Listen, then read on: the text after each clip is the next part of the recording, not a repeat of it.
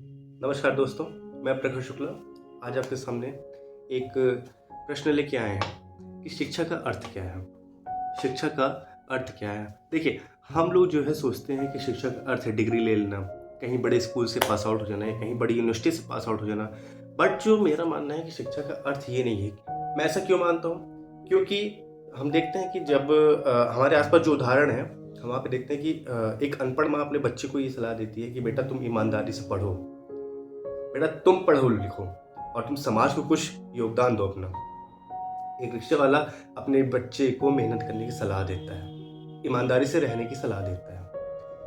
तो शिक्षित मेरे ख्याल से वो ज़्यादा है एज़ कम्पेयर टू वो लोग कि जो अपने जो बहुत पढ़े लिखे हैं, जिनके पास बहुत बेशुमार पैसे मगर उनके बच्चे बिगड़े हुए हैं।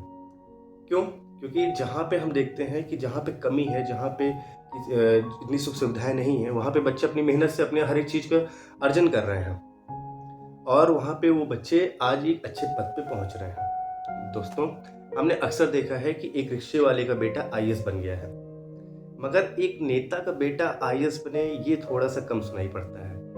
देखिए, बात आती है कि हम परवरिश क्या दे रहे हैं, हम संस्कार क्या दे रहे हैं। दोस्तों, आप कहीं पे भी एग्जाम्पल उठा लीजिए, चाहे वो बॉलीवुड का एग्जाम्पल हो, आप देखते होंगे कि स्टार किड्स होते होंगे, एक स्ट्रगलिंग एक्टर्स होते होंगे। तो हम देखते हैं कि जहाँ पे स्ट्रगलिंग एक्टर्स की बात जो है लोग कम करते हैं या वही लोग करते हैं जो उस चीज़ को समझते हैं। देखिए दोस्तों, तो बहुत से अमीर बच्चों के बच्चे बिगड़ गए हैं।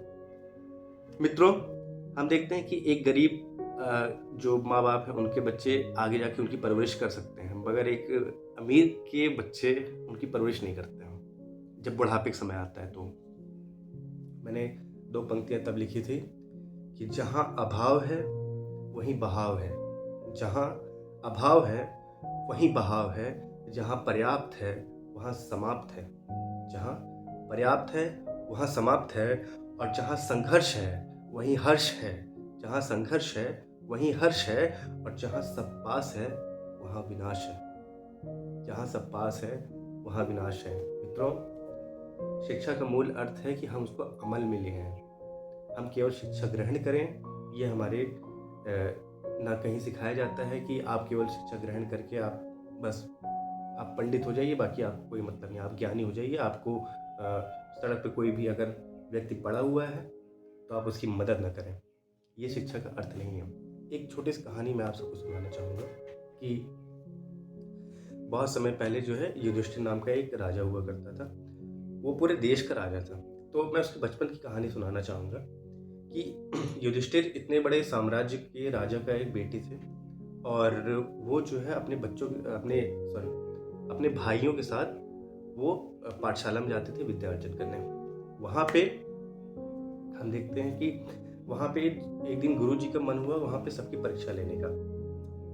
तो सब लोगों को बुलाया अपने पास उन्होंने। उसके बाद सबसे पूछा कि ये बताओ तुम लोगों ने आज तक क्या पढ़ा है? तो सबने बताया मैंने ये पढ़ा, मैंने वो पढ़ा। जब युधिष्ठिर जी की बारी आती है तो उनसे जब पूछते हैं कि तुमने क्या पढ़ा? तो उन्होंने कहा कि मैंने कुछ नहीं पढ़ा, मैं केवल सिर्फ 2 वाक्य पढ़ा हूँ आज तक, संस्कृत वर्णमाला की केवल 2 वाक्य। तो पूछते हैं कि भाई क्या जो है ऐसा कौन-सा वाक्य पढ़ लिया? अच्छा, गुरुजी को जो है उससे ज़्यादा की उम्मीदें थी, इसलिए वो इस बात पे थोड़ा-सा रुष्ट भी हो गए कि इतना होशियार बच्चा, इतना होनहार बच्चा और क्या कह रहा है कि उसने कुछ नहीं पढ़ा, केवल 2 वाक्य पढ़े। तो इस पे जो है गुरुजी कहते हैं कि अच्छा तुम सुनाओ फिर क्या जो है 2 वाक्य थे। तो मैं उसको बताना चाहूँगा कि आखिरकार जब गुरुजी रुष्ट हुए तो उन्होंने उस बच्चे को फिर पहले बहुत पीटा और उसके बाद फिर जब उसको पीट रहे थे तो देखते हैं कि उस बच्चे के चेहरे पे वो एकदम शांत भाव झलक रहे, एकदम प्रसन्नता झलक रही थी उसके चेहरे पे। उसके चेहरे पे कोई शिकन नहीं थी और गुरुजी पीटते गए क्योंकि गुरुजी का मानना था शायद कहीं न कहीं ऐसा हो सकता है कि मैं इसको पीटूँगा तो शायद ये सुधर जाए। मगर पीटने पे बच्चे और बिगड़ते हैं।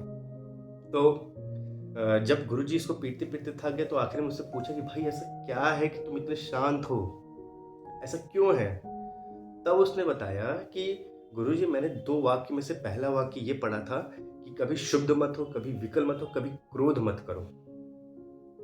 तो जब वो देखते हैं उस किताब को तो उसमें एग्ज़ैक्ट वही 2 वाक्य में से पहला वाक्य यही लिखा था कि कभी क्रोध मत करो। गुरुजी को अपने इस किए पे बहुत पछतावा होता है। गुरुजी कहते हैं, बेटा मैंने आज तक इसको पढ़ा तो मगर कभी अमल में नहीं लाया, तो असल में तो शिक्षित तुम हुए, मैं कहाँ से शिक्षित हुआ। जब गुरुजी को इस बात का बहुत गहरा उन पे असर पड़ा, तब जाकर के गुरुजी को लगा कि अभी उनकी शिक्षा बहुत कम है। मित्रों, तो इसके बाद जब बात आती है कि जब गुरुजी ने उनकी तारीफ पूरे सब बच्चों के सामने की कि देखिए युधिष्ठिर कैसे हैं, इन्होंने कितना अच्छा काम किया, तो उस समय युधिष्ठिर अपने गुरुजी से बोले कि गुरुजी मैं इसके काबिल नहीं हूँ। तो गुरुजी पूछते हैं कि काहे काबिल नहीं हो। तो वो बोलता है कि गुरुजी मैंने देखा कि जब आप मुझे मार रहे थे तो स्टार्टिंग मतलब शुरुआत की कुछ समय में मुझे बहुत क्रोध आ रहा था, मैंने उस पर काबू किया, तो बताइए मैं कहाँ से इसके योग्य हुआ। तो यहाँ से उनके दूसरे जो वाक्य पढ़ा था उसका भी अर्थ उन्होंने क्लियर कर दिया, जिसका मतलब था कि सदैव सत्य बोलो।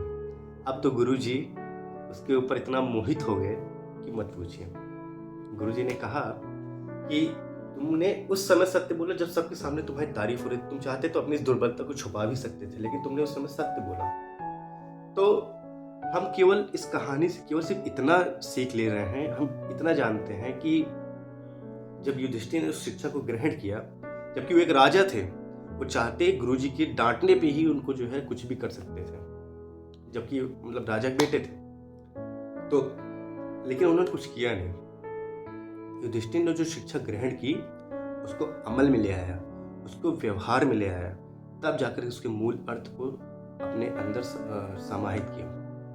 तो आप बहुत अच्छी डिग्री ले लीजिए, आप बहुत ऊंची जगह से डिग्री ले लीजिए, आप बहुत पढ़े लिखे हैं, लेकिन जब तक आप अपने माँ बाप अपने समाज में अपने योगदान न दें, अपने माँ बाप को सम्मान न दें, तब तक मुझे नहीं लगता है कि वो आपकी डिग्री किसी भी काम की है। दोस्तों, आजकल मैं देखता हूँ कि हर एक फील्ड में अपॉर्चुनिटीज़ है। आप जिस फील्ड में जाना चाहें आपको उस फील्ड में अपॉर्चुनिटी है। अभी मैंने कल देख रहा था कि कल प्रधानमंत्री मोदी जी ने नेशनल यंग क्रिएटर्स का अवार्ड दिया, जिसमें उन्होंने देश के सभी नामी यूट्यूबर्स को बुलाया और उसको सम्मान दिया। तो हम देख रहे हैं कि यूट्यूब की भी एक फील्ड है ऐसी जिसमें जो है लोग आगे बढ़ रहे हैं। दोस्तों, बात आती है कि आप जिस पद पे हैं आप उस पद से ईमानदारी से कार्य करिए। बस आप मेहनत करिए, ईमानदारी से कार्य करिए। ईमानदारी का 10 रुपये मेहनत के लाखों रुपए से ज़्यादा सुख देता है। दोस्तों, मैं माफ़ी चाहूँगा कि मेरी वीडियोस थोड़ा जो है आने में देर हो जाती है, थोड़ा कई चीज़ों में व्यस्तता रहती है और समय का भी अभाव है, तो बट फिर भी मैं कोशिश करूँगा कि मैं समय समय पे आप सबके बीच में आता रहूँगा। तब तक के लिए आप सब अपना ध्यान रखिएगा। धन्यवाद। जय हिंद, जय भारत। और सब्सक्राइब करिएगा और आप अपने कमेंट में ड्रॉप कर दीजिए आपको नेक्स्ट वीडियो किस टॉपिक पे मैं बनाऊँ, तो मेरे ख्याल से वो मेरे लिए ज़्यादा ठीक रहेगा कि मैं आप लोगों की बातें भी अपने चैनल से कह सकता हूँ। ठीक है, धन्यवाद। जय हिंद, जय भारत। ख्याल रखिएगा।